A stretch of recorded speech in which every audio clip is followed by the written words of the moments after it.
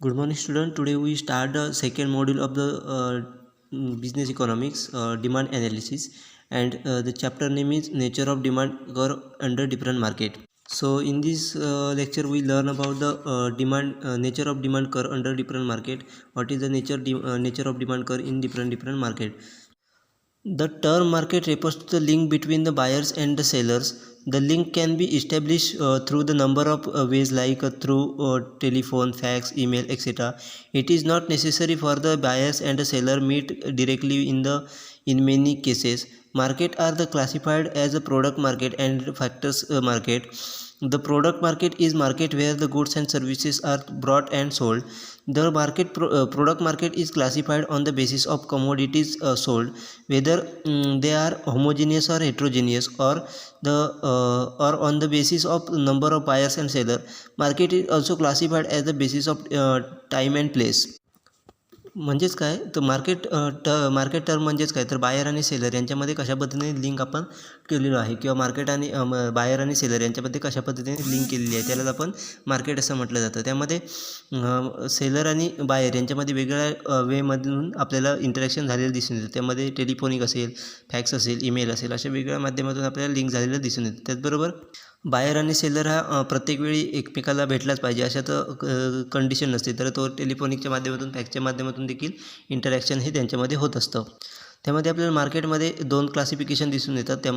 त्यामध्ये product market आणि factors market, म्हणजे प्रोडक्ट मार्केट आणि फॅक्टर्स मार्केट असे दोन दिसून येतात. त्यामध्ये प्रोडक्ट मार्केटमध्ये त्याच्यामध्ये परत आपल्याला गुड्स आणि सर्व्हिसवरती प्रोडक्ट मार्केटमध्ये आपल्याला गुड्स आणि सर्व्हिसेस ब्रॉट आणि सोल्ड केले जातात. म्हणजे गुड्स किंवा सर्व्हिसेसची ज्यामध्ये खरेदी विक्री केली जाते त्याला आपण प्रोडक्ट मार्केट असं म्हटलं जातं. त्यामध्ये आपल्याला कमोडिटीच्या बेसवरती आपल्याला मार्केट फॅक्टर दिसून येतात. त्यामध्ये होमोजिनियस मार्केट किंवा हेट्रोजिनियस प्रोडक्ट मार्केट अशा पद्धतीची कॅटेगरी दिसून येतात.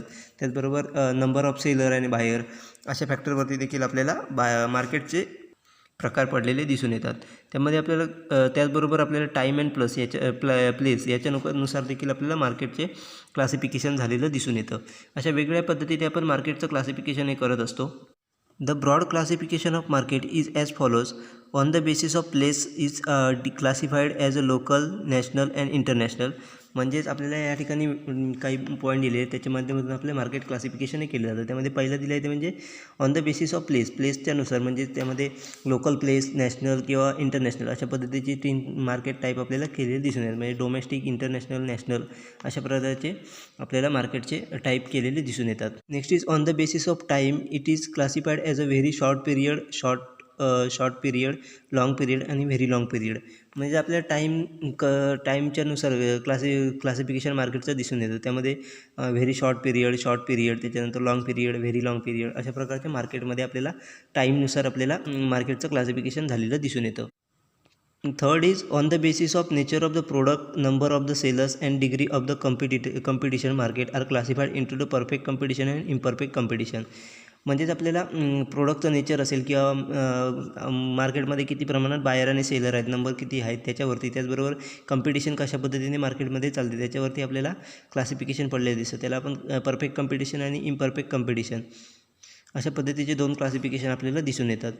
The various type of market based on the number of firms, degree of competition can be table as follows. म्हणजे आपल्याला या ठिकाणी टेबल दिले आहे, त्याच्या माध्यमातून आपल्याला टाईप्स ऑफ मार्केट स्ट्रक्चर ह्या दिलेले आहेत. ते on the basis of buyer आणि सेलरचे नंबर आणि त्याचबरोबर डिग्री ऑफ कॉम्पिटिशन याच्यावरती आपल्याला काही टाईप दिले आहेत. त्याच्यामध्ये फर्स्ट आहे तो म्हणजे मोनोपोली मार्केट. मोनोपोली मार्केटमध्ये आपल्याला नंबर ऑफ सेलर आणि बायर हे सेलर हे आपल्याला सिंगल सेलर दिसतो आणि बायर हे मोठ्या प्रमाणात म्हणजे भरपूर प्रमाणात आपल्याला बायर दिसून येतात. त्याला आपण डिग्री ऑफ कॉम्पिटिशन ही निहित असते, म्हणजे त्या ठिकाणी कोणत्याही प्रकारची कॉम्पिटिशनही नसते सेलरला. त्याच्यानंतर नेक्स्ट आहे ते म्हणजे ओलिगोपोली. त्यामध्ये few seller and many buyers, म्हणजे काही ठराविक सेलर असतात आणि बायर हे मोठ्या प्रमाणात असतात. त्या ठिकाणी सेव्हिअर म्हणजे थोड्या प्रमाणात त्या ठिकाणी आपल्याला कॉम्पिटिशन ही दिसून येते. त्याच्यानंतर मोनोपोलिस्टिक कॉम्पिटिशन मार्केट. त्यामध्ये many seller and many buyer, म्हणजेच मोठ्या प्रमाणात सेलर देखील असतात, त्याचप्रमाणे आपल्याला बायर देखील त्या ठिकाणी आढळून येतात. त्या मार्केटला आपण मोनोपोलिस्टिक कॉम्पिटिशन मार्केट असं म्हटलं जातं. त्या ठिकाणी इंटेन्सेस म्हणजे कॉम्पिटिशन ही आपल्याला मोठ्या प्रमाणात दिसून येते, म्हणजे डिग्री ऑफ कॉम्पिटिशन ही आपल्याला मोठ्या प्रमाणात तिकडे दिसून येते. Next is perfect competition. Large number of buyers and sellers, म्हणजे त्या ठिकाणी मोठ्या प्रमाणात आपल्याला बायर आणि सेलर रादर दॅन मोनोपोलिस्टिक कॉम्पिटिशनमध्ये आपल्याला त्याच्यापेक्षा आपल्याला या ठिकाणी मोठ्या प्रमाणात बायर आणि सेलर दिसून येतात. या ठिकाणी देखील आपल्याला डिग्री ऑफ कॉम्पिटिशन ही मोठ्या प्रमाणात दिसून येते. अशा प्रकारे वेगवेगळ्या प्रकारचे मार्केट टाईप हे आपल्याला दिलेले आहेत. Demand curve under the different market structure. First is perfect competition. Perfect competition is a market structure where there are large number of sellers and buyers. The products sold by them are homogeneous and they have a single price. The products are perfect substitute for each others. Both the seller and the buyer have a perfect knowledge about the market. In this market structure, the individual seller is a buyer price taker, not a price maker. At the given price, he can sell any amount of the commodity. He cannot influence the price by the adjusting his supply. म्हणजेच या ठिकाणी आपल्याला demand कर हा प्रत्येक market स्ट्रक्चरनुसार कशा change होत जातो ते आपल्याला या ठिकाणी दिलेलं आहे. त्यामध्ये आपल्याला पहिला दिलेलं आहे म्हणजे परफेक्ट कॉम्पिटिशन. परफेक्ट कॉम्पिटिशन मार्केटमध्ये डिमांड कर हा कशा पद्धतीने असतो. तर परफेक्ट कॉम्पिटिशन म्हणजेच काय, तर परफेक्ट कॉम्पिटिशन मार्केट म्हणजेच काय, तर त्या ठिकाणी मोठ्या प्रमाणात सेलर आणि मोठ्या प्रमाणात बायर हे अवेलेबल असतात. म्हणजेच सेलरची संख्या त्याचबरोबर बायरची संख्या ही त्या ठिकाणी मोठ्या प्रमाणात असते. ते प्रत्येक सेलर हा होमोजिनियस प्रोडक्ट म्हणजे त्यांच्याकडे एक सारखा प्रोडक्ट त्यांच्याकडे अवेलेबल असतो. म्हणजेच कॉम्पिटिटरचा प्रोडक्ट हा बायर सेलरकडे अवेलेबल असतो. अशा प्रकारचे होमोजिनियस प्रोडक्ट ते सेल करत असतात. त्यांचे प्रोडक्टची प्राईज ही फिक्स असते. सिंगल प्राईजवरती ते सेल करत असतात. त्याचबरोबर त्या प्रोडक्ट हे प्रत्येक कॉम्पिटिटरला सबस्टिट्यूट म्हणून परफेक्ट सबस्टिट्यूट असतात इच अदर एकमेकांसाठी. त्याचबरोबर या मार्केटमध्ये सेलर आणि बायर या दोघांनाही पूर्णपणे नॉलेज असणं गरजेचं आहे. म्हणजे नॉलेज असतं एक्झॅक्टली, कारण त्या ठिकाणी सगळ्या ठिकाणी एकासारखे सेलर असल्यामुळे बायरला त्या ठिकाणी नॉलेज ठेवणं गरजेचं असतं, कारण योग्य प्रोडक्ट घेणं हे त्या ठिकाणी गरजेचं असतं. त्यामुळे बायरला देखील त्या मार्केटचं नॉलेज असणं खूप गरजेचं आहे. अशा प्रकारच्या मार्केटमध्ये इंडिव्हिज्युअल सेलर हा फक्त प्राईज टेकर असतो, प्राईज मेकर नसतो. कारण ते प्राईज मेकर जर तो स्टॉक ॲडजस्ट करून त्या ठिकाणी तो प्राईज ॲडजस्ट करू शकत नाही, कारण प्राईज इन्फ्लुअन्स करू शकत नाही. कारण जर त्याने प्राईज वाढवली तर इतर जे काही सेलर आहेत ते त्याचा फायदा घेऊन आपल्याकडचं प्रोडक्ट सेल करू शकतात, किंवा जर त्याने प्राईज कमी केली तर इतर सेलर त्याच्यावरती इफेक्ट आणू शकतात. त्यामुळे तो त्या ठिकाणी प्राईज टेकर नसून फक्त प्राईज मेकर नसून प्राईज टेकर असतो. म्हणजे जी काही मार्केटमध्ये प्राईज असेल ती त्याला घ्यावी लागते. त्या प्राईजवरती त्याला जे काही प्रोडक्ट सेल करायचे ते सेल करायचे असं. अशा प्रकारचं जे मार्केट असतं त्यालाच आपण परफेक्ट कॉम्पिटिशन मार्केट असं म्हटलं जातं. Under perfect competition and individual firm face a perfect elasticity demand curve. The price per unit or average revenue remain the same. Hence the average revenue curve and or the demand curve is a horizontal straight line. All additional units are sold at the same price. Hence the total revenue will increase in constant proportions. Therefore the total revenue curve will be the upward sloping straight line, and it is also a 45-degree orientation from the origin. This implies that the total revenue will change with the change in the unit of the output sold. Since the single price prevalence is a market and all additional units are sold at the same price, marginal revenue will be remain the constant, and it will be equivalent to the average revenue. Hence the average revenue and marginal revenue curve conscious with each other under perfect competition. म्हणजेच आपल्याला perfect competition मार्केटमध्ये demand ही आपल्या elasticity demand कर हा दिसून येतो. Perfect elastic demand कर आपल्याला दिसून येतो परफेक्ट कॉम्पिटिशनमध्ये, कारण त्यामध्ये प्राईस पर युनिट आणि ॲव्हरेज रिव्हेन्यू आपल्याला सेम दिसतो. कारण त्यामध्ये प्राईस चेंज होत नसल्यामुळे आपल्याला जो काही ॲव्हरेज रिव्हेन्यू मिळत असतो तो देखील आपल्याला सेम असतो. त्यामुळे जो काही ॲव्हरेज रिव्हेन्यू कर्व असेल किंवा डिमांड कर असेल तो हॉरिझॉन्टल स्ट्रेट लाईनमध्ये आपल्याला आढळून येतात. कारण या मार्केटमध्ये जे काही ॲडिशनल युनिट सेल झालेले असतात ते आपल्याला सेम प्राईजमध्ये सेल झालेले दिसतात. त्यामुळे आपल्याला जो काही टोटल रिव्हेन्यू आहे तो आपल्याला कॉन्स्टंट मध्ये आपल्याला वाढताना दिसतो. म्हणजे टोटल रिव्हेन्यू देखील आहे तो आपल्याला एका सेम प्राईजमध्ये आपल्याला वाढताना दिसतो आहे. कारण त्या ठिकाणी प्रत्येक प्रोडक्टचं प्राईज हे आपल्याला सेम प्राईजमध्ये प्रत्येक युनिट हे सेम प्राईजमध्ये सेल केलं जातं. त्यामुळे आपलं टोटल रिव्हेन्यू कर्व जो आहे तो आपल्याला अपवर्ड दिसून येतो. लेफ्ट टू राईटमध्ये आपल्याला तो अपवर्ड स्ट्रेट लाईनमध्ये जाताना दिसून येतो. त्याचबरोबर तो 45 डिग्रीमध्ये 45 डिग्रीमध्ये आपल्याला ओरिजिनपासून आपल्याला 45 डिग्रीमध्ये वरती गेलेला दिसून येतो. याच्यावरून आपल्याला असं लक्षात येतं की टोटल रिव्हेन्यू कर्व जो आहे टोटल रिव्हेन्यू आहे तो आपल्याला ज्याप्रमाणे युनिट ज्याप्रमाणे सोल्ड आउट जातील त्याप्रमाणे आपल्याला त्यानुसार आपल्याला तो चेंज होताना दिसून येतो. मार्केटमध्ये प्रत्येक युनिट हे सेम प्राईजला सेल होत असल्यामुळे आपल्याला ॲव्हरेज रिव्हेन्यू आणि मार्जिनल रिव्हेन्यू हे आपल्याला सेम असलेले दिसून येतात. म्हणजेच जी काही प्रोडक्टची प्राईज ही सेम असल्यामुळे प्रत्येक युनिट हे सेम प्राईजमध्ये सेल होत असल्यामुळे आपल्याला या ठिकाणी मार्जिनल रिव्हेन्यू आणि ॲव्हरेज रिव्हेन्यू हे इक्वलंट दिसून येतात. म्हणजे ते सेम आपल्याला दिसून येतात. त्यामुळे ॲव्हरेज रिव्हेन्यू कर आणि मार्जिनल रिव्हेन्यू कर हे आपल्याला एकसारखे दिसून येतात परफेक्ट कॉम्पिटिशनमध्ये. The nature of average revenue and marginal revenue under perfect competition can be explain with the help of the following table and diagram. म्हणजेच आपल्याला मार्जिनल रिव्हेन्यू आणि ॲव्हरेज रिव्हेन्यू कशा पद्धतीने इफेक्ट होत असेल, म्हणजे कशा पद्धतीने ते दाखवले जातात हे आपल्याला खालील दिलेल्या टेबलच्या माध्यमातून परफेक्ट कॉम्पिटिशनमध्ये कसे ते एक्सप्लेन केले जातात ते आपल्याला खाली दिलेल्या टेबलच्या माध्यमातून डायग्रामच्या माध्यमातून आता पाहू शकतो. In the above table, total revenue is increasing in constant proportion. Price per unit remain the same at ₹10. All the additional units are sold at the same price. Therefore, the marginal revenue is equal to 10. Since AR is equal to MR, the respective curve will coincide with each other. This can depict as follows. म्हणजेच आपल्याला या ठिकाणी table दिले आहे, टेबलच्या माध्यमातून आपण identify करू शकतो किंवा एक्सप्लेन करू शकतो की total revenue, marginal revenue, average revenue कशा पद्धतीने इफेक्ट होत असतात. या ठिकाणी आपल्याला युनिट आउटपुट सोल्ड दिलेले आहे, त्यामध्ये 1, 2, 3, 4, 5 अशा पद्धतीने युनिट दिलेले आहे. त्याच्यानंतर प्राईस दिली आहे ₹10 per unit. Then total revenue 10 × 1 10. Then total revenue for second 10 × 2 is equal to 20. 3 × 10 is equal to 30. 4 × 10 is equal to 40. 5 × 10 is equal to 50. अशा पद्धतीने आपण टोटल रिव्हेन्यू कॅल्क्युलेट करू शकतो. त्याच्यानंतर ॲव्हरेज रिव्हेन्यू म्हणजेच जी काही आपल्याला प्राईज आलेली असते त्यालाच आपण ॲव्हरेज रिव्हेन्यू असं म्हटलं जातं. जी काही प्रोडक्ट युनिटची सेल केलेली प्राईज असते तोच आपला ॲव्हरेज रिव्हेन्यू जनरेट झालेला असतो त्या प्रोडक्टवर. त्याच्यानंतर मार्जिनल रिव्हेन्यू आपण कसं कॅल्क्युलेट करायचं, तर TRN-1 म्हणजेच पहिलं प्रोडक्ट सेल केल्याच्या नंतर आणि नंतरचं प्रोडक्ट युनिट सेल केल्याच्या नंतर त्यामध्ये दोघांमध्ये जो काही डिफरन्स असेल त्याला आपण मार्जिनल रिव्हेन्यू असं म्हटलं जातं. म्हणजेच या ठिकाणी आपण टोटल रिव्हेन्यूच्या माध्यमातून तो कॅल्क्युलेट करू शकतो. कसा, तर आपलं पहिलं युनिट सेल झालेलं ₹10, सेकंड युनिट सेल झाल्याच्या नंतर आपल्याला ₹20 प्रॉफिट झाला. या दोघांमधला डिफरन्स आपल्याला 10 मिळाला. तो आपण सेकंड प्रोडक्टच्या पहिल्या प्रोडक्टला सेकंड प्रोडक्टला आपल्याला तो मार्जिनल रिव्हेन्यू 10 असा आयडेंटिफाय करण्यात आला. त्याच्यानंतर आपण थर्ड युनिट सेल केल्याच्या नंतर आपल्याला टोटल रिव्हेन्यू हा ₹30 झाला, परंतु पहिला सेल झाल्याच्यानंतर ₹20. म्हणजे या दोघांमधला डिफरन्स हा थर्ड युनिटचा मार्जिनल रिव्हेन्यू ₹10. फोर्थसाठी आपण ₹14 आपला टोटल रिव्हेन्यू जनरेट झाला. ₹30 पहिला 3 युनिट सेल झाल्याच्या नंतर होता. तर या दोघांमधला डिफरन्स ₹10 हा आपल्याला फोर्थ युनिटचा मार्जिनल रिव्हेन्यू झाला. त्यानंतर फिफ्थ युनिट सेल केल्याच्यानंतर ₹50 आपल्याला रिव्हेन्यू जनरेट झाला. त्याच्यानंतर फोर्थ युनिट सेल केलं तर आपल्याला ₹40 झाला. या दोघांमधला डिफरन्स म्हणजे फिफ्थ युनिटचा मार्जिनल रिव्हेन्यू तो ₹10. अशा पद्धतीने आपण मार्जिनल रिव्हेन्यू हे कॅल्क्युलेट करू शकतो. परंतु आपल्याला इथे कॉन्स्टंट प्राईज असल्यामुळे, प्रोडक्टची प्राईज ही कॉन्स्टंट असल्यामुळे आपल्याला मार्जिनल रिव्हेन्यू देखील हा प्राईज बरोबर दिसला. त्याचबरोबर आपल्याला ॲव्हरेज रिव्हेन्यू हा त्या प्रमाणात सिमिलर दिसून येतो. त्यामुळे आपल्याला जो कर जो आहे ॲव्हरेज रिव्हेन्यू कर आणि मार्जिनल रिव्हेन्यू कर हा आपल्याला सेम दिसून येतात. यावरती दिलेल्या टेबलच्या माध्यमातून आपण कशा पद्धतीने डायग्राम ड्रॉ करू शकतो, म्हणजेच आपण कशा पद्धतीने ग्राफ ड्रॉ करू शकतो ते आपण पुढे दिलेल्या डायग्रामच्या माध्यमातून आपण आयडेंटिफाय करूया.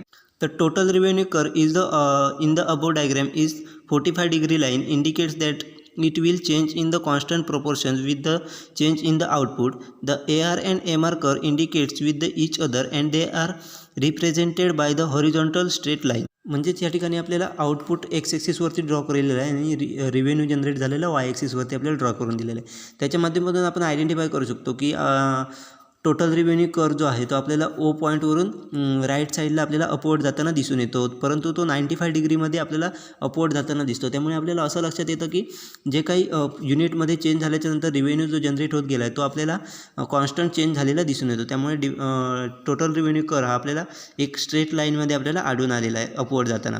त्याचबरोबर मार्जिनल रिव्हेन्यू कर आणि ॲव्हरेज रिव्हेन्यू कर आपल्याला हॉरिझॉन्टलमध्ये एक्स ॲक्सिसला हॉरिझॉन्टल पद्धतीने आपल्याला दिसून येतो आहे. तो आपल्याला प्राईस सेम असल्यामुळे ॲव्हरेज रिव्हेन्यू आणि मार्जिनल रिव्हेन्यू हे सेम असतात. त्यामुळे आपल्याला तो एका लाईनमध्ये ड्रॉ करून दाखवलेला आहे. अशा पद्धतीने मार्जिनल रिव्हेन्यू आणि ॲव्हरेज रिव्हेन्यू कर हे ड्रॉ केले जातात. परफेक्ट कॉम्पिटिशनमध्ये ते एक सिमिलर लाईनमध्ये आपल्याला दिसून येतात. Next is monopoly market. Monopoly refers to the market situation where there is a single seller, there are no close substitute and no free entry and exit. Though he is the single seller, he cannot decide both the output and the price at the same time. He does not have a exclusive control over the all aspects of the market. If he decides the price, then he has to leave it to the market and market the quantity to be sold and vice versa. या ठिकाणी आपल्याला next market situation दिली आहे, ती म्हणजेच monopoly market. Monopoly market म्हणजेच त्या ठिकाणी आपल्याला सिंगल सेलर दिसून येतो आणि मोठ्या प्रमाणात आपल्याला बाहेर त्या ठिकाणी दिसून येतात. परंतु असं जरी असलं, जरी तो सिंगल सेलर जरी त्या मार्केटमध्ये असला, तरी तो मार्केटच्या ज्या काही गोष्टी असतात, इनपुट आणि प्राईज या एकाच वेळी तो ठरवू शकत नाही. त्याचबरोबर इतरही मार्केटच्या ज्या काही सिच्युएशन असतात त्याच्यावरती तो एकटा कंट्रोल करू शकत नाही एट अ टाईमला. त्याचबरोबर या मार्केटमध्ये आपल्याला कोणत्याही प्रकारचे सबस्टिट्यूट अवेलेबल नसतात. त्याचबरोबर या मार्केटमध्ये एंट्री आणि एक्झिट हे फ्री नसतं.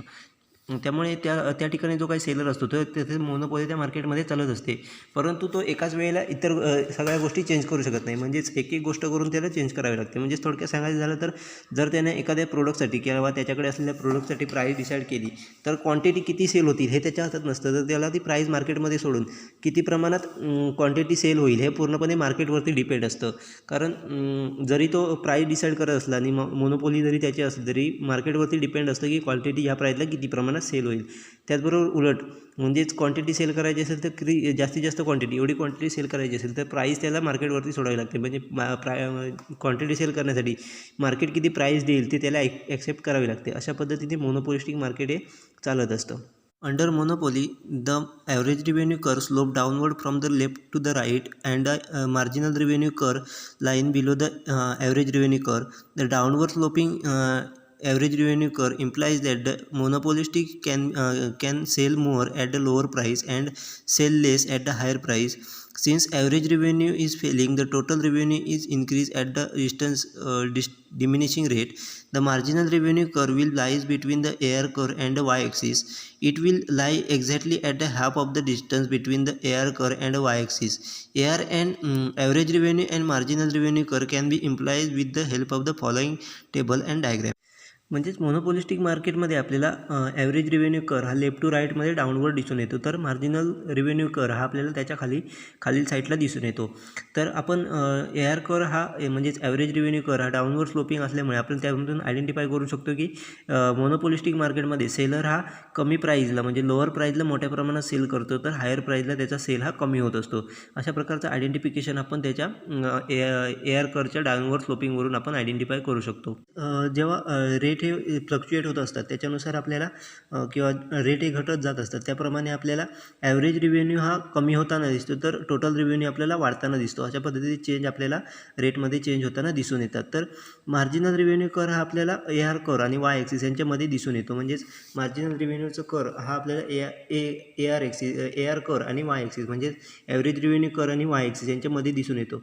आणि मेनली म्हणजे तो आपल्याला AR कर आणि वाय ॲक्सिस यांच्याबरोबर मिडलला आपल्याला म्हणजे हाफ डिस्टन्सवरती आपल्याला तो दिसून येतो. तर आपण पुढे दिलेल्या टेबलच्या माध्यमातून आणि डायग्रामच्या माध्यमातून AR कर आणि MR कर कशा पद्धतीने ड्रॉ केले जातात ते आपण आता एक्झाम्पलच्या माध्यमातून पुढे दिलेला पाहूया. In the above table, it can be seen that monopolist is able to sell more when the price falls. When the AR falls, MR is also falling and failing faster than AR. Due to this, both AR and MR curve downward sloping and MR line below AR. This can shown through the following diagram. म्हणजेच या ठिकाणी आपल्याला table दिलं आहे, त्याच्या माध्यमातून आपण पहिला टोटल रिव्हेन्यू कसा कॅल्क्युलेट करायचा, ॲव्हरेज रिव्हेन्यू कसा कॅल्क्युलेट करायचा आणि मार्जिनल रिव्हेन्यू कसा कॅल्क्युलेट करायचा ते पहिलं पाहूया.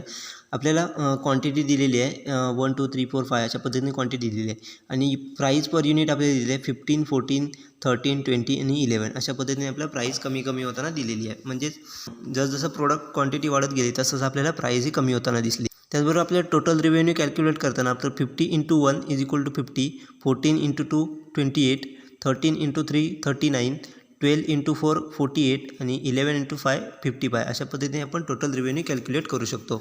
नंतर ॲव्हरेज रिव्हेन्यू म्हणजेच आपली जी टोटल युनिट प्राईज असते त्यालाच आपण ॲव्हरेज रिव्हेन्यू असं म्हटलं जातं. म्हणजेच ॲव्हरेज रिव्हेन्यू कॅल्क्युलेट करताना आपण डायरेक्टली प्राईज पर युनिट जी असते ती आपण ॲव्हरेज रिव्हेन्यू म्हणून घेऊ शकतो. आता मार्जिनल रिव्हेन्यू कॅल्क्युलेट करताना टोटल रिव्हेन्यूमधला जो काही डिफरन्स असतो म्हणजेच पहिलं युनिट सोल्ड केल्याच्या नंतर आणि दुसरं युनिट सोल्ड केल्याच्या नंतर यांच्यामध्ये जो काही आपल्याला टोटल रिव्हेन्यूमध्ये जो काही डिफरन्स मिळत असतो त्यालाच आपण मार्जिनल रिव्हेन्यू असं म्हटलं जातं. म्हणजेच TRN - TRN-1 अशा पद्धतीने आपण तो कॅल्क्युलेट करतो. तर आपण आयडेंटिफाय करूया. टोटल रिव्हेन्यू एक युनिट सोल्ड केल्याच्यानंतर टोटल रिव्हेन्यू 50 होता, सेकंड युनिट सेल केलं 28 झाला, या दोघांमधला डिफरन्स 30. 13 रुपीज, मग तो मार्जिनल रिव्हेन्यू आला. त्याच्यानंतर थर्ड युनिट सेल केलं तेव्हा आपला टोटल रिव्हेन्यू हा 39 झाला आणि सेकंड युनिट केलं तेव्हा 28 होता. मग या दोघांमधला डिफरन्स 11, तो 11 मार्जिनल रिव्हेन्यू झाला. त्याच्यानंतर 48 मायनस 39, मग त्याचा रिव्हेन्यू मार्जिनल रिव्हेन्यू 9. नंतर 55 आणि 48 यांच्यामधला मार्जिनल रिव्हेन्यू 7. अशा पद्धतीने आपण मार्जिनल रिव्हेन्यू कॅल्क्युलेट करू शकतो. तर आपल्याला वरती दिलेल्या टेबलमध्ये आपण आयडेंटिफाय करू शकतो की या ठिकाणी मोनोपोलिस्टिक मार्केट आहे, कारण या ठिकाणी जसजशी प्राईस फेल होते तसतशी आपल्याला युनिटची डिमांड ही किंवा युनिट हे आपल्याला मोठ्या प्रमाणात सेल होताना दिसून येत आहेत. बरोबर, जसजसा ॲव्हरेज रिव्हेन्यू आपल्याला कमी होताना दिसतोय तसतसा टोटल रिव्हेन्यू आपल्याला वाढताना दिसतोय, परंतु ॲव्हरेज रिव्हेन्यू कमी होताना दिसतोय. त्याचबरोबर मार्जिनल रिव्हेन्यू आपल्याला कमी होताना दिसतोय, परंतु मार्जिनल रिव्हेन्यू हा ॲव्हरेज रिव्हेन्यूपेक्षा आपल्याला मोठ्या प्रमाणात कमी होताना दिसतोय. याच कारणामुळे आपल्याला AR रिव्हेन्यू कर्वच्या खाली आपल्याला MR कर्व हा आपल्याला त्याच्या खाली दिसतो आणि ते दोन्ही डाऊनवर्ड स्लोपिंगमध्ये दिसतात, कारण जसजशी प्राईस कमी होत गेली तसतशी क्वांटिटी वाढत गेली आणि आपला ॲव्हरेज रिव्हेन्यू हा कमी होत गेला, त्यामुळे आपल्याला ते डाऊनवर्ड स्लोपिंगमध्ये दिसून येतात. AR कर्व आणि MR कर्व कशा पद्धतीने ड्रॉ केले जातात ते आपण खाली दिलेल्या डायग्रामच्या माध्यमातून बघूया. Here the AR and MR curve are downward sloping. When the AR and MR straight line, they called a linear curve. म्हणजे त्या ठिकाणी आपल्याला वाय ॲक्सिसवरती रिव्हेन्यू दिलेला आणि एक्स ॲक्सिसवरती आपल्याला आउटपुट दिलं आहे. ते जर आपण ड्रॉ केलं तर आपल्याला MR कर्व आणि AR कर्व हे डाऊनवर्ड स्लोपिंगमध्ये दिसून येतात. तर असं स्ट्रेट लाईनमध्ये जी काही डाऊनवर्ड स्लोपिंग AR कर्वचं किंवा MR कर्वचं दिसतं त्यालाच आपण लायनर कर्व असं म्हटलं जातं. म्हणजे ते एका स्ट्रेट लाईनमध्ये असल्यामुळे आपण त्याला लायनर कर्व असं म्हटलं जातं. या डायग्राममध्ये आपल्याला AR कर्वपेक्षा MR कर्व हा त्याच्या खालच्या साईडला दिसून येतो, म्हणजेच वाय ॲक्सिसच्या बाजूला दिसून येतो. आणि या दोघांमधला वाय ॲक्सिस आणि AR कर्व यांच्यामध्ये आपल्याला मिडलला हा MR कर्व आपल्याला दिसून येतो. अशा पद्धतीने मोनोपोलिस्टिक मार्केटमध्ये आपल्याला AR कर्व आणि MR कर्व हे दिसून येतात. In case the MR curve is the non-linear curve, then the MR curve will not be the halfway between the AR curve and the y-axis. If the MR curve is the convex to the origin, then the MR curve will also be convex. It will cut any perpendicular drawn from AR curve and y-axis is more than the half the distance. Contrary to this, if the AR curve is a concave to the origin, then the MR curve will be also be concave to the origin. It will cut any perpendicular drawn from the AR curve to the y-axis at least then half of the distance between the AR curve and y-axis. These two types of AR and MR curve are deficit below. म्हणजेच जर आपल्याला समजा AR curve आणि AR curve हा non liner असेल तर आपल्याला MR curve हा देखील नॉन लायनर म्हणजे त्या पद्धतीने चेंज झालेल्या MR कर्वमध्ये दिसून येतात. म्हणजे तो AR आणि वाय ॲक्सिस यांच्यामध्ये आपल्याला मिडलमध्ये दिसत नाही, तर त्याच्यामध्ये देखील आपल्याला शिफ्ट झालेला दिसून येतो. जर AR कर्व हा कॉन्व्हेक्स असेल तर MR कर्व देखील आपल्याला कॉन्व्हेक्समध्ये मूव्ह झालेला दिसून येतो. त्याचबरोबर तो जर AR कर्व हा कॉन्केव असेल तर आपल्याला MR कर्व देखील कॉन्केव झालेला दिसतो. त्यामध्ये आपल्याला दिलेल्या डायग्राममध्ये आपण आयडेंटिफाय करू शकतो. या ठिकाणी आपल्याला फर्स्ट डायग्राम दिलेली आहे, त्यामध्ये आपल्याला बघा AR कर्व आपल्याला कॉन्व्हेक्स जाताना दिसून येतो, म्हणजे तो आपल्याला थोडाफार डी पॉईंटवरती आल्याच्यानंतर आपल्याला वाय ॲक्सिसला परपेंडिक्युलर जाताना दिसतो. त्याचप्रमाणे आपल्याला MR कर्व देखील त्याच पद्धतीने आपल्याला परपेंडिक्युलरलित्या जाताना कॉन्व्हेक्स होताना दिसून येतो आहे. अशा प्रकारे जर AR कर्व हा कॉन्व्हेक्स असला तर आपल्याला MR कर्व देखील कॉन्व्हेक्स होताना दिसून येतो. तर नेक्स्ट डायग्राममध्ये आपल्याला असं दिलं आहे की AR कर्व हा कॉन्केव आहे, म्हणजेच तो आपल्याला बाहेर असा गोल फिरताना दिसून येतो. त्याच पद्धतीने आपल्याला MR कर्व देखील त्या पद्धतीने चेंज झालेला दिसून येतो आहे. अशा पद्धतीने आपल्याला MR कर्व आणि AR कर्व हे मोनोपोलिस्टिक मार्केटमध्ये ते इफेक्ट करताना दिसून येतात. अशा प्रकारे प्रत्येक मार्केटनुसार आपल्याला डिमांड कर्व हे चेंज होताना दिसून येतात.